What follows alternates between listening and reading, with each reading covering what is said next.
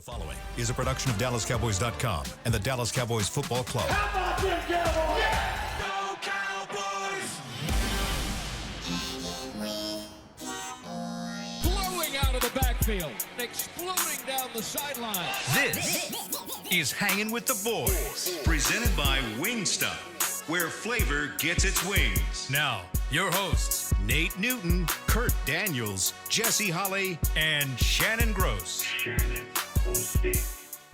Tuesday, looking live at Tostitos Championship Plaza outside Ford Center at the Star in Frisco, Texas, where it is 89 degrees. The high is 91. The low is 73. Let's see. He is Shannon. He is Nate. I am Kurt. We got Chris in the back, surrounded by Fasika and Josh. Our man, Salt and Pepper Poppy. Salt and Pepper Poppy, is running a little late, but he will be here. Together, we are the sports talk equivalent of Braille. People feel us when we speak. Brought to you each and every show by Wingstop, where flavor gets its wings. Wing, wing, wings. How are y'all? All right. Good. Jesse will be joining us shortly Yep. at a late So, Sat- Kurt, you have a chance to talk. Yes, you do. Oh, you think so? Maybe. That late Saturday night got to Jesse's, taking him 3 days to recover. Yeah. Staying out past midnight. Can't handle it. Anything you want to talk about, Kurt? You never get this How you guys opportunity. doing? We're great. Doing good? How are you? You got your hair cut. It looks good. Thank you. I appreciate I like that. it. Yeah. Nice pullover. Yeah. Is that new? That's sort of. Yeah, So okay. just, trying to be like you guys, just looking good, You look nice. Good job. Good job. You're Yes, getting there. man. I mean, you getting there. send out the ideas. It's a chance. Possible ideas. Welcome any ideas. It's your deal. Phone calls. So what does Clowney bring? I mean, tell us, what does Clowney bring to the defense? I'm asking you guys. You guys are the players. What do you think he brings to this defense? What kind of player is he? Is he just going to be a straight pass rusher? Is he going to help us out on the run defense any? Is he, what's this guy going to bring? My question is he better than what you have right now? He That's is. a good question. He is. He is better, a better run stopper and a better pass rusher. So both. Yeah, as his knowledge, he came out. He was a beast. I think was it I don't know. It was the Texans who brought him into the league. I think as the number one player. Yeah.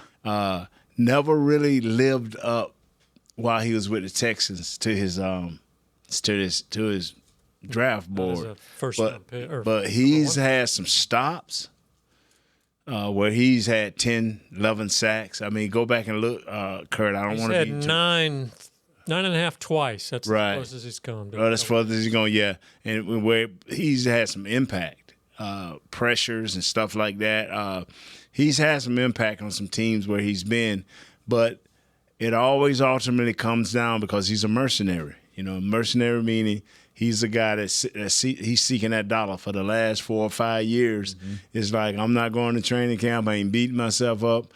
I'm the highest bidder. Sometime he wins, like he won with Carolina a year ago. He didn't win with the Ravens. Ravens said, "Hey, come prove it to us. We'll give you $4 million."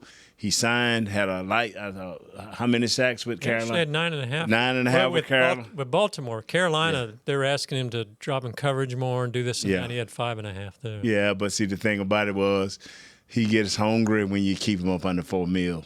So he plays a little bit tougher. The mercenary go outside and slaughter a little better. What do other players think of these mercenaries where they're just coming in for the paycheck and kind of It is what it is. My boy was a mercenary. Was a gunslinger. That was Dion. He got if the money is the money right, they tight. So I mean that's who some guys are. The great player that played with New England cornerback for a lot of years, Jesse would know his name.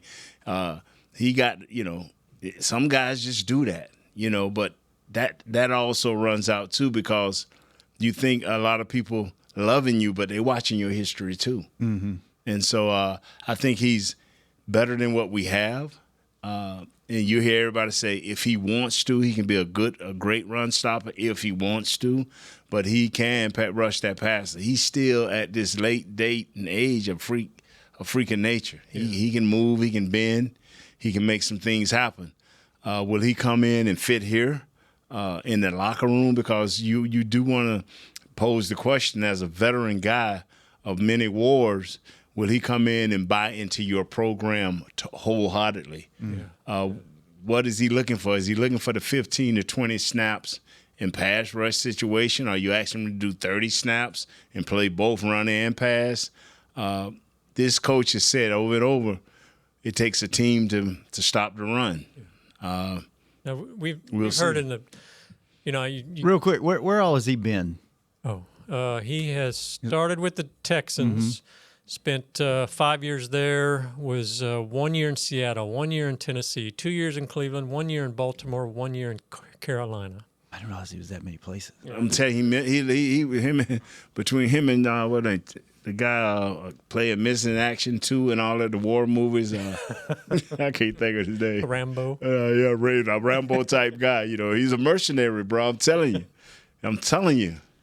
So we heard, when Parsons was traded, obviously we're like, oh, we like our young talent. We like, they've got 3 second-round picks sitting there as defensive ends is easy.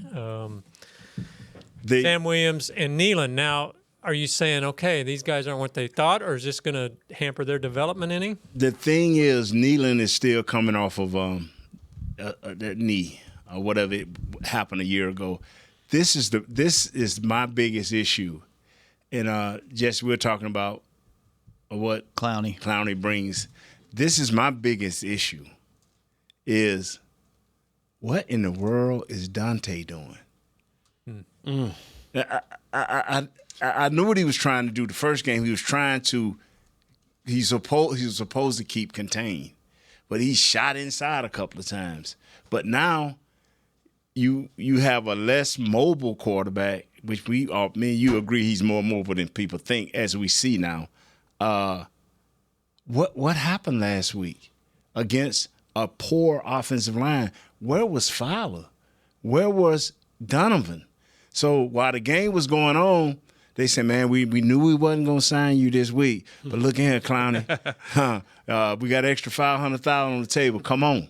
Because that dog ain't going to hunt what we saw last week. It's pass rush. I mean, Jess, you want to feed in? Yeah, I think what he brings is he brings a level of experience, and I heard Kurt talking about progress stopper, and I don't think he's actually a progress stopper. He's not. I think this is a guy who you bring in, and because Sam Williams is a guy who you can consider a veteran, even though he hasn't played much. Fowler's a veteran.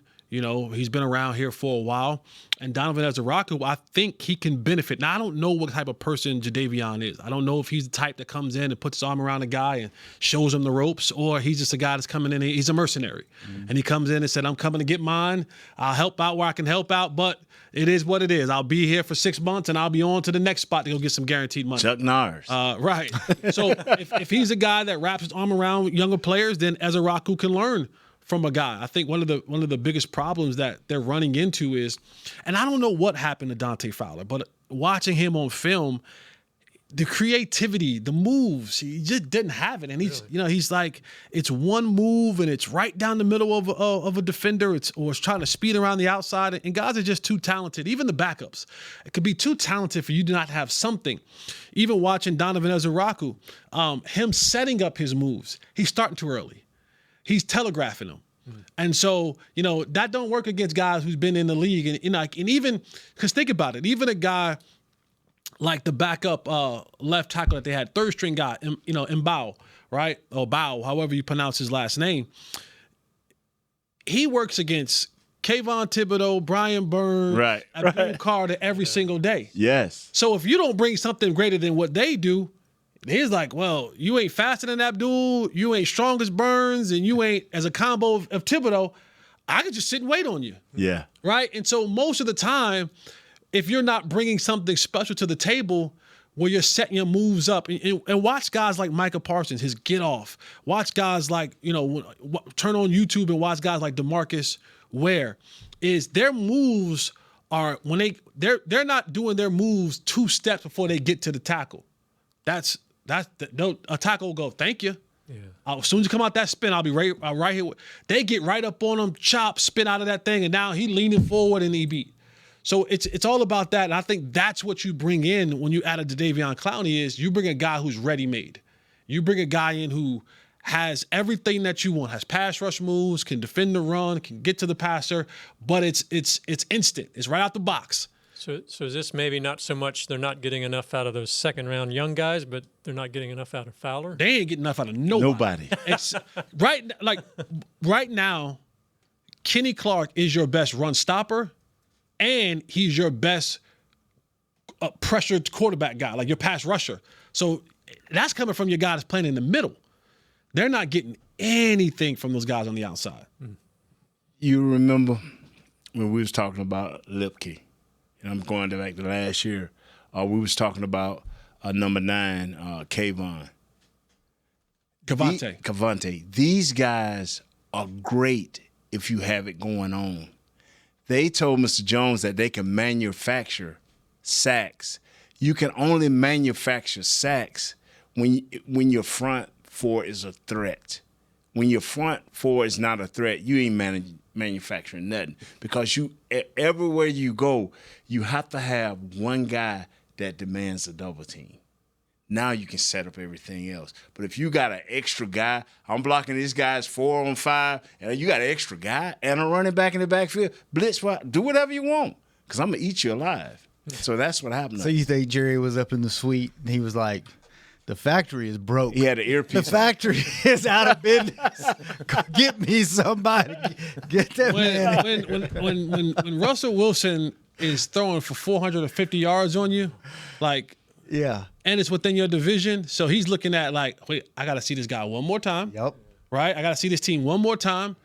I also got to see the young kid in Washington twice. Mm-hmm. And I got to go back again to see Jalen Hurts again. Like within the division, I need to create some, because if I don't have it, Jalen Hurts will go and run around all day long, right? And now I'm seeing, Russell Wilson looked like Super Bowl Russell Wilson on Sunday.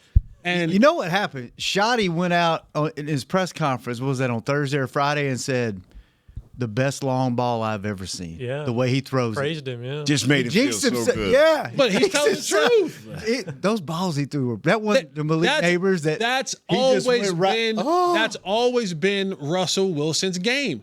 The problem, how you get him off that game? Pressure. You pressure him. Yeah. And what happened? The one time Sam Williams showed up in the overtime, got pressure to Russell. What did he do? He punted the ball to Donovan Wilson. Because if he didn't have pressure, if we're being honest, he might have fit one in there to the sideline. Mm-hmm. And you know what's so Neighbors. funny? Donovan still wasn't deep as the deepest man. He wasn't. He had to come up and get He still wasn't. You know, he dropped one, that last one that he dropped in there. They showed on TV the replay, and this dude had his hands Malik Neighbors had over his eyes. Elam. He dropped it so pretty in there to his hands. What was that, 40-something yards just in the air? And he couldn't even see it. It just dropped out. right in his hands, man. I said to myself that I had to listen to these dudes all week long tell me how Russell Wilson wasn't Russell Wilson. Fans, this is my hit. There's only one show you should be listening to. That's Hanging with the Boys. Hey, what was the purpose? And I think I know, but I don't know, so I'm going to ask because I learn a lot on this show.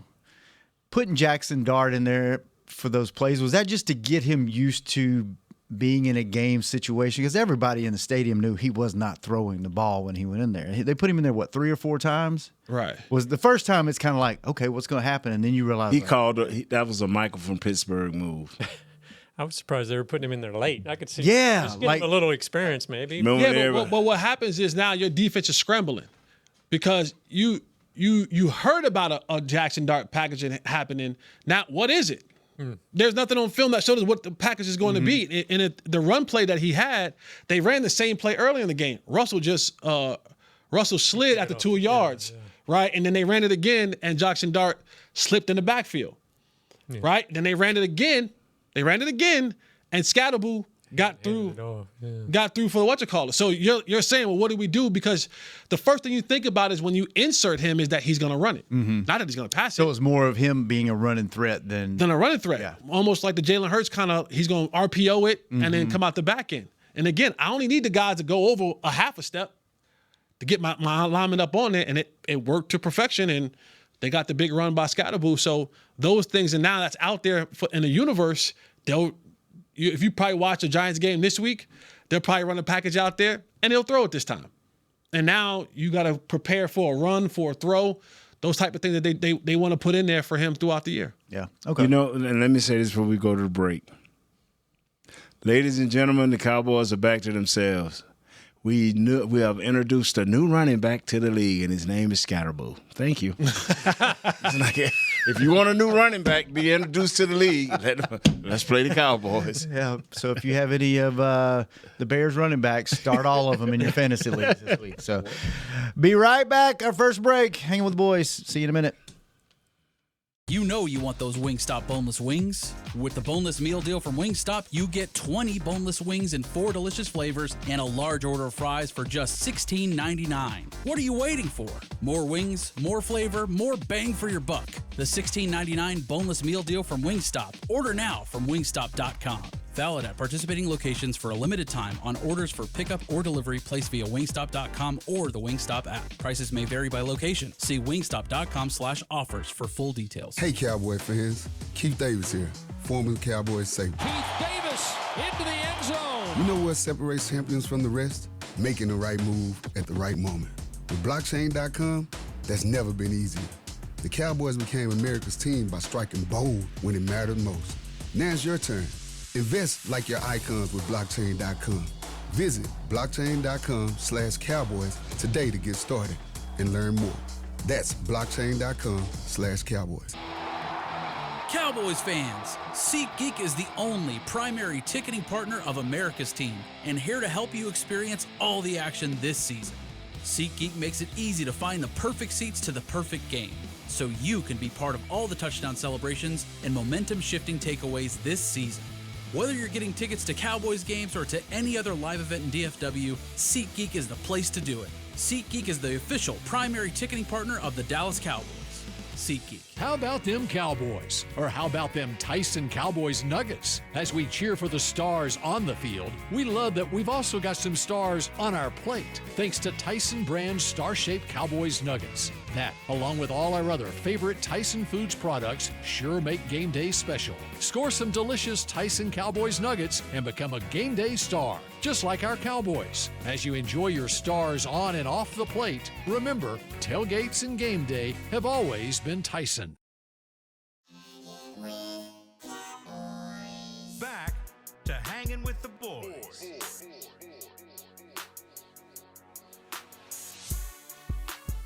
Welcome back to the second segment of Hanging with the Boys, brought to you each and every show by blockchain.com. Thank you, blockchain.com.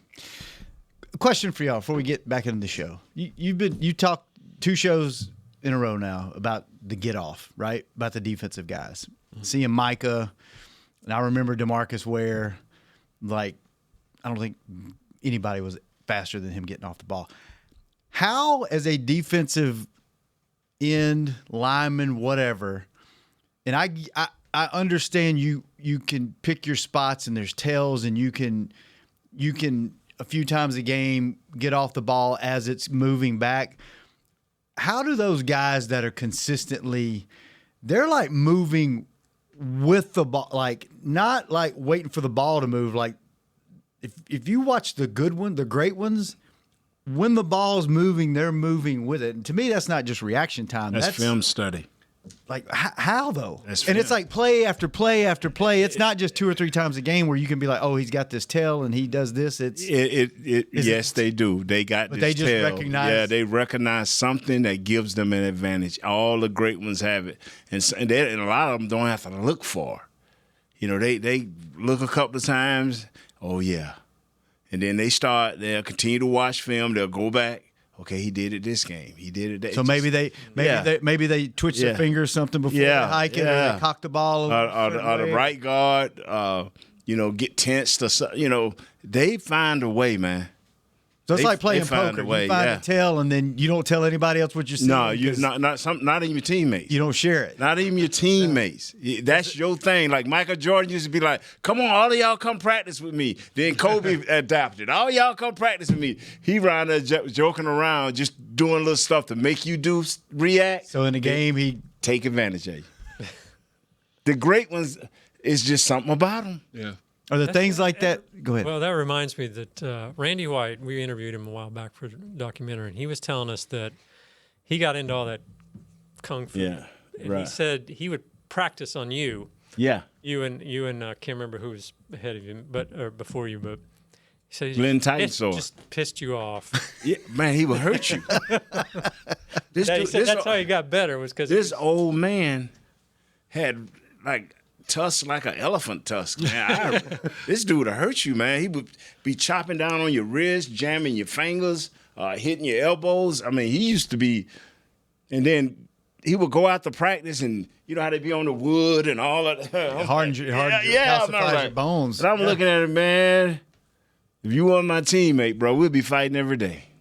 And that's a real thing. A lot of those MMA guys, especially in Thailand, they'll take wine bottles and they'll roll it on their shins to kill all the nerve endings. Is that what it's for? I never understood. Yeah. Kills the nerve endings. So when you kick somebody, you can't feel it, and the other person feels it, and then it calcifies your bones. The Accountant. The movie The Accountant. That's right. Yeah. Sorry, to interrupt me. That's a great movie. I got to watch too.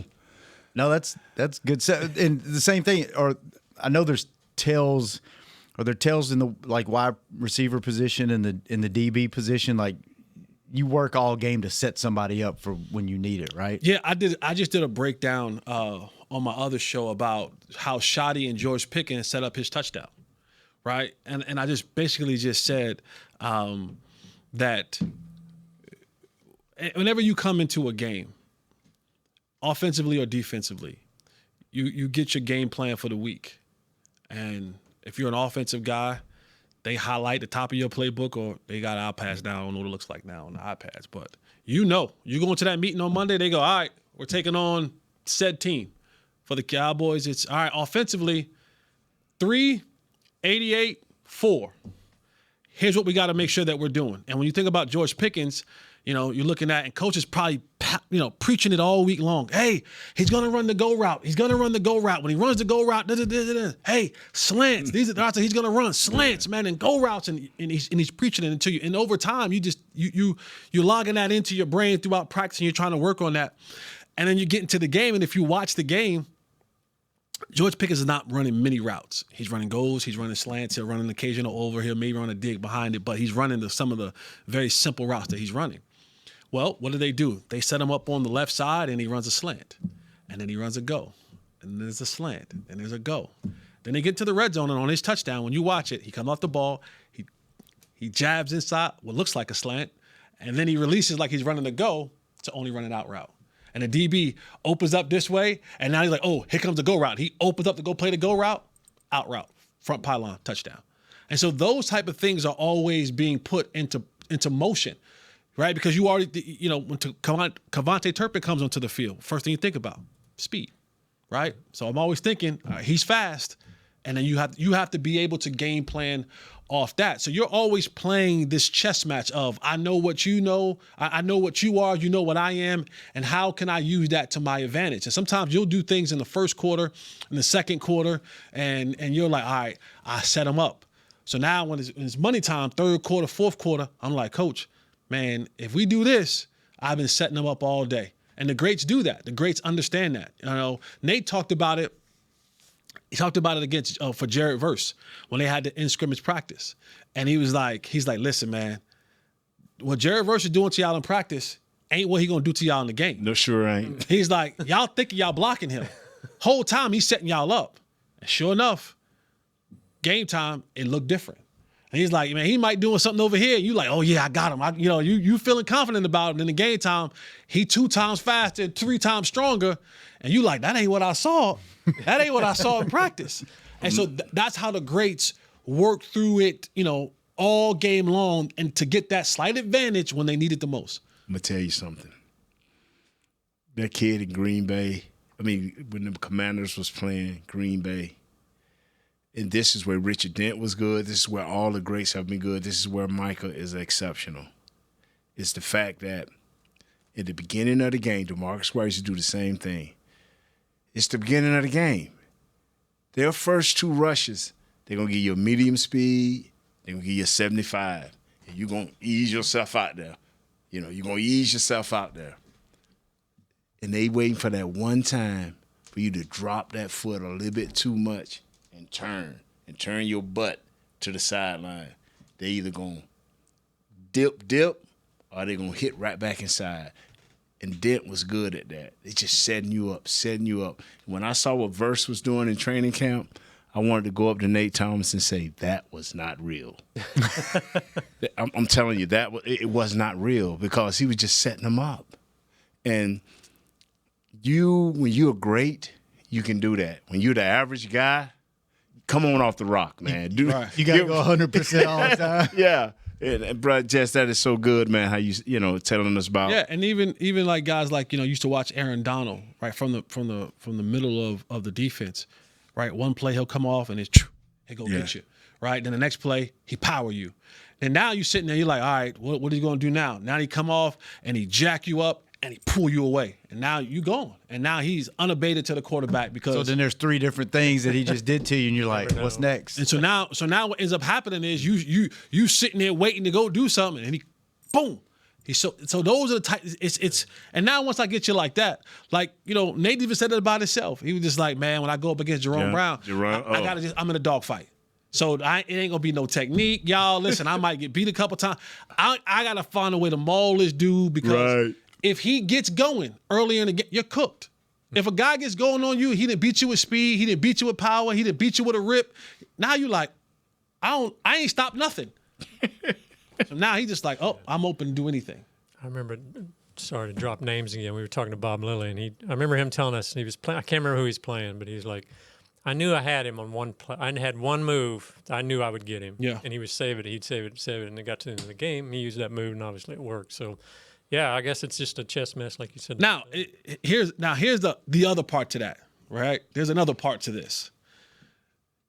When you ain't Bob Liddy, when you aren't Aaron Donald, when you aren't. No, you can say ain't for this. Yeah. When you ain't those dudes, like, see what I'm saying? Like we can sit here and talk about all that one, but there's a certain cachet that those dudes brought that the respect level to do that. But again, that's what makes the greats great is when you have a level of we call the toolbox. When you can go in your toolbox and you can pull out anything at any point in time of the game. I'm limited. My toolbox ain't that. I ain't the fastest. So I got to be technically sound. I got to do what I got to do because I don't have the gifts that Des Bryant has or CeeDee Lamb has where they're just gifted differently. So they set things up a certain way. I got to be technically sound. You ain't setting nothing up. You just you remember FFL fighting for your life. Fighting when the Rams won that Super Bowl, and I remember the announcers talking at the beginning of the game, where they was running overs and unders. The guard covered, the center covered, and the tackle covered over, tight end on that side. And they were just turning into protection because they had an extra guy. And they were just turning into protection. They are handling number 99, Aaron Donald. And then when they got into that fourth quarter, they put a guy over the guard, put a guy over the center, and he was on one of the guards. You can't turn to protection because they got the 2 outside linebackers sitting out there, almost a bear look. And, boy, he came unglued on that guard. And on that center, he came unglued because it was one-on-one.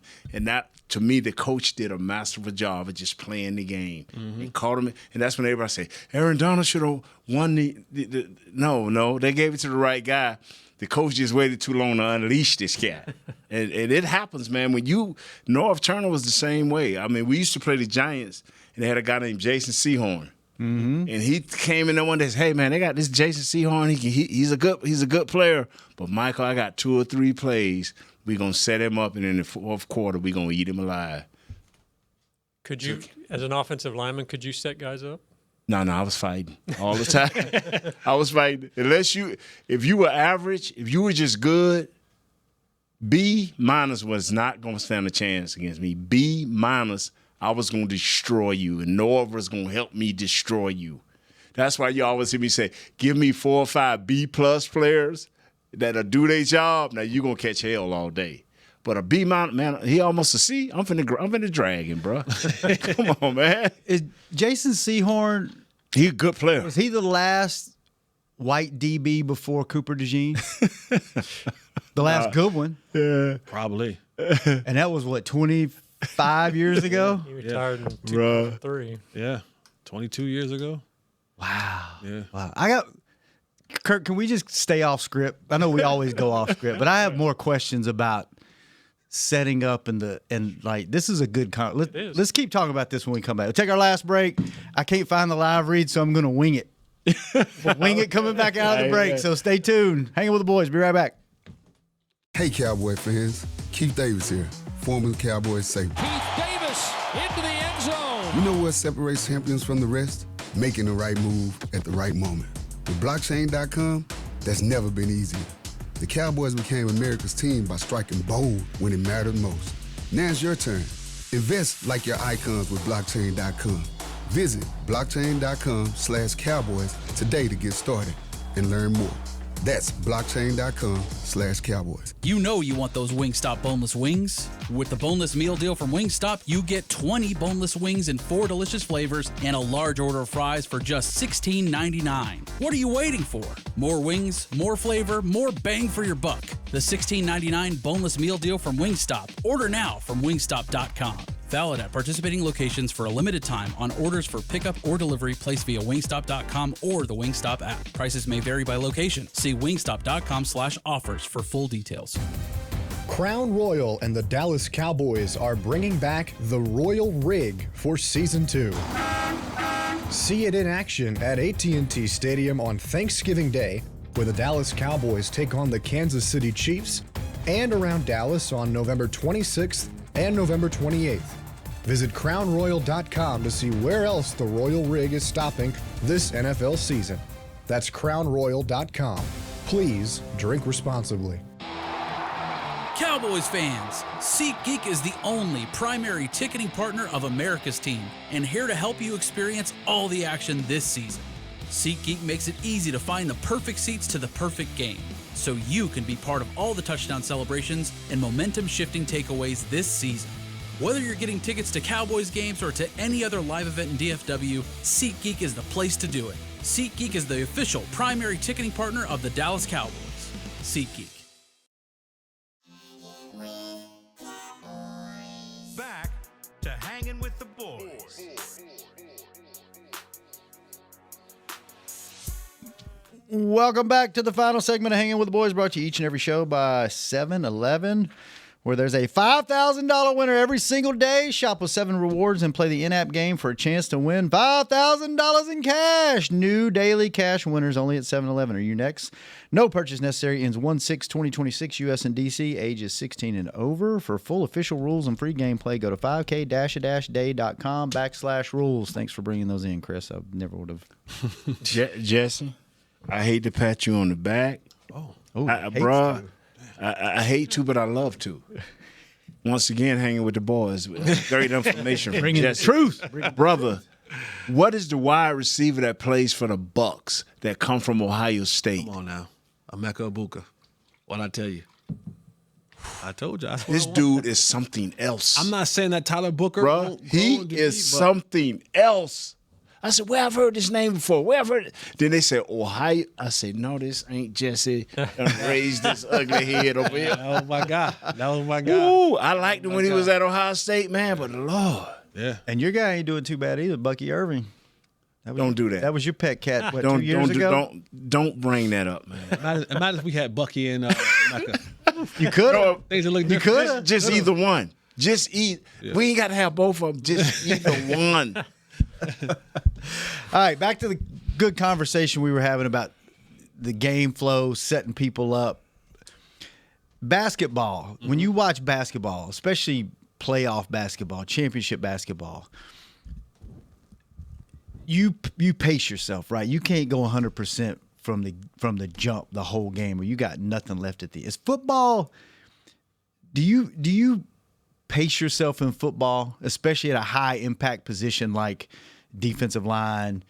Offensive line, I imagine you can't pace yourself because you're It depends on who you are playing.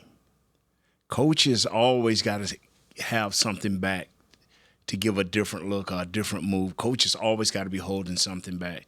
Players, the great players, and even the players that are not so great, just great film studiers, I should say, they always going to try to have a little something different or something that looks like this so they can make a move off of that. So, but when you're just a guy, you got to kind of put it out there. Mm-hmm. You got to kind of put it out there. You know, if you're a C player, you got to kind of put it out. But if you're an A player, and first off, let me just ask you, because you actually are the one in the room that played basketball, do you at a championship level pace yourself and kind of hold a little bit back in basketball? Basketball is so different because you play so many games. Yeah, you got a 7-game series. Then you got 7-game series. Yeah. Like, you know, and honestly, even with basketball, there's only so many sets of the team, especially now in today's basketball. Everything is high screen and roll, right? You dribble the ball out and eventually they get down to pick and pop. The guy got to make shots and all that kind of stuff. But you do keep a wrinkle. You keep a wrinkle in that you might look at and go, oh, listen, if we need one, we're going to go to this spot right here. But basketball is so much so of a skill, right? It's like when it all breaks down, can I give it to Kobe? And can Kobe just be the best player out there? Right. LeBron, Jordan, you name the guy, Luka, you name the person. It gets down to that point of and then it comes down to, can you make a shot, right? Because you can have the greatest look you want and God be wide open. Does he knock it down? I guess my question is like the cardio physical part. No, you cannot go wide. See, like, when you got pace, right? I'll tell you a quick funny story where this is when you get a chance to sit around legends. Mm-hmm. So we're sitting at University of North Carolina in the summertime. Basketball is big, right? Like, of course, but like a lot of guys come back, and so we have these epic night runs at UNC basketball. Mm-hmm. And this particular year, we're there. The great Phil Ford is in the building. Rasheed Wallace is in the building. Like, you know, Jerry Stackhouse is there. There's a bunch of, guys that are there. And this was at one point in time, Phil Ford was the assistant coach or one of the assistant coaches for the Detroit Pistons. And he said, and Rasheed's telling this story, and if you know anything about Rasheed Wallace, let's just say he's very colorful when he says things, right? And very Charles Haley-esque. Very Charles Haley-esque. Very Charles Haley-esque. And so he's telling this story, and he's talking about making a joke about Phil. And he goes, this was kind of first time in the league. And so he's like, they're like in game 2 of this regular season. And Detroit's not getting back on defense, kind of lackadaisical with stuff. And he's like, Phil Ford is like getting up and he's like screaming at guys and he goes, because Phil is a Carolina guy, all the guys are looking at me. And he's like, Phil's screaming. He goes, eventually I had to just tell Phil, man, sit the down. We got 82 of these things. What you screaming for in game 2? And it was like, and Phil Ford's right there, and everyone's dying laughing. He was like, but he had to realize, like, we got 82 of these things. You screaming about getting back on defense in week 2? Man, sit the down. And Phil was like, he was absolutely right. Because we do got 80. So, and that's the difference between basketball is you got 82 of those things. You know what I mean? So you kind of have to pace yourself a little bit because you got room for error and improvement. Football is a little bit different because it's a new play every play. And, especially the guys going over top of you, like Nate talked about. When Jerome Brown lines up over top of him, you think he ain't got a play off. Because even at Jerome, because he's such an A+ player, even his B can wear you out. Well, that's what I'm saying. Like, you know what I mean? On an offensive line, I feel like you're defending, you're fighting, right?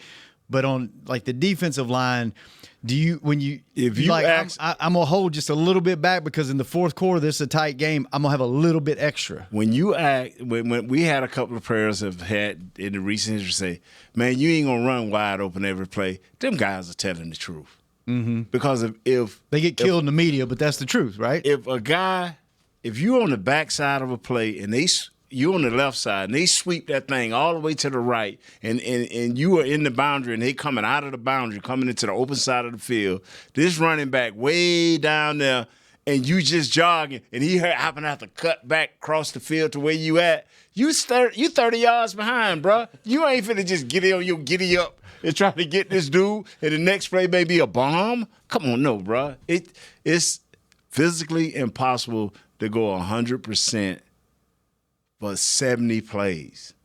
You just have to pick and choose and hope one of them big plays don't fall back on you when you jogging. Yeah, I'm being honest. Jesse.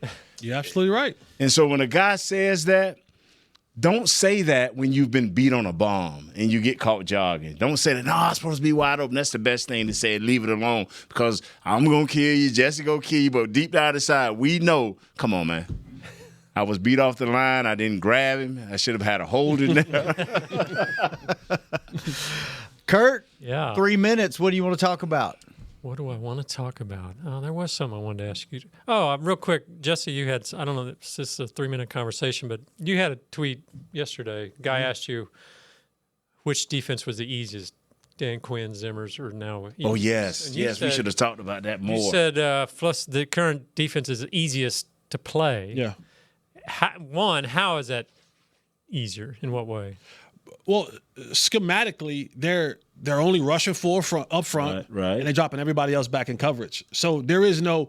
When you looked at Dan Quinn and you looked at Zims, there was a lot of guys interchanging, right? Guys are playing in different positions, and now when I start adding pressure, because now when I insert more guys to the rush, that means the guys on the back end have to play more areas. What does that mean? Now, all right, if it's 3 wide receivers, okay, who's 1, who's 2, who's 3, and these guys start changing and switching all that kind of stuff. Who got who? So the more guys you add to the line of scrimmage, the more the more stretched the guys are in the back end, your linebackers, your DBs, your safeties. So that's the difference. And that was a lot of what Quinn did, a lot of what Zim did, is that they wanted to give these a different exotic looks. You hear that term exotic. Yeah. That thing that looks crazy. It doesn't look like it's normal. That's not what Eberflus does. There's nothing exotic about what he does. No. His is very formula, very based, very, and I say elementary in the sense of, there's not a guy who is all of a sudden now mugged up in the line of scrimmage, but he has deep third, right? And I mean, when I say mugged up in the line of scrimmage, I mean literally standing at the line of scrimmage in the muck of defensive linemen, but he got deep third. Yeah. So at the snap of the ball, he's sprinting back to a third or quarters. It's basically line up. But he's saying ain't no disguising. There's no disguising. There's no exotic. There's no confusion in it. So does that then make it's easier to play, but is it now easier for an offense to attack? Yes, and this is what the thing that I've been screaming about, and I know that we're talking about, and this is why the name that we don't no longer mention on this show, having a guy like him, because Matt Eberflus's defense up front is predicated on. Talk about, you hear him saying, rush forward, rush forward, rush forward. Is I need 4 guys up front to be able to rush forward to create pressure with my front 4 so that you don't have time to sift through the zone. Yeah. If you don't, because every zone has open pockets. Like, think about a fence, a white picket fence in the front yard, right? Yes, it can stop certain things from getting through, but if you got time, you can direct things through that fence. That's what a zone is. If you got time, he can. You got a sharpshooter. If you got a sharpshooter, I can sit there and wait and know, because if the corner's playing out here and his responsibility is here and the linebacker's responsibility is here, well, we have what we now call a window. Yeah, yeah. And if I got time, that receiver's going to run through that window and I'm going to throw it, right? But if I don't have time, now they have time to adjust and that window becomes smaller. And if I miss the window, I got to wait till it gets to the next window. So that's the difference in this is that there are open spots within that zone that if you're not getting pressure on that quarterback, he can stand back there like Russell Wilson did last week. It sounds like he designed his whole defense around having Micah Parsons to rush. That's why the grandfather of that defense designed it that way, right? But those guys normally, usually stay around. Not stay around. You know what? Have that pass rusher. That defense got that name. Yes, they have those guys. Trust and believe you me. 3 months ago, Eberflus was like, "This is gonna work." So is he trying to figure out a way now on the fly? Like, this ain't working. I'm gonna have to change this up. There's a reason why Jadeveon Clowney is here. There's a reason why Is he the one that called Jerry and said, Jerry? There's a reason why he's here. Because they're trying to create, and I know I said this, I don't know if I said this here or somewhere else, but Jerry talked about, we can manufacture pressure. Yeah, okay. That's going to require you to add more guys to the line of scrimmage. And if you do that, guess what you're not playing in the back end? You ain't playing zone in the back end. You just don't have the guys to do it. Two teams had success right quick, like before we get off, because I want to hold Chris up. The old Colts, remember them? With with Peyton, Manning, the 4, bringing that pressure, having the ability to play that zone. And you're talking about Tampa with Warren Sapp in the middle, bringing that heat like that, and you got Derrick Brooks, And so, but right now we don't have those guys. Yeah, but you're talking about both of those defensive fronts have 2 Hall of Famers. That's what I'm trying to say. Right? I'm trying to give them an idea of what you're saying. Yeah, both of those teams had you could say Warren Sapp. Yes, he was on the inside, but they had Derrick Brooks, but they had another pass rusher out of Florida State. Who blow his fingers off too? The guy who came from the Giants. Remember him? Pierre Paul. No, but they talking about those Tampa teams with Derrick Brooks. They had a Florida State. He was out of Florida State. Big dude. He was there for a little bit. He was nice. I can't think of his name. What years was that being? But those Tampa 2 teams that ran that, they had a guy come off the edge, and they got it as well. And they traded for a guy from the Cardinals. And then when you look at those coach teams, they had 2 of them. They had Freeney. Yeah. They had Simeon Rice. They had Simeon Rice coming off that edge. That's what I'm saying. Simeon Rice wasn't no joke. But then you had Dwight Freeney, who as a get off, right, was cat quick, undersized, little guy, undersized, but had to get off, and then he hit that spin, because that get off was so quick. You jump out there and he. You need to get with Donovan and tell him to pull out the Spin Master tape. That'll help him. I'm about to say, pull out what? Oh, no problem.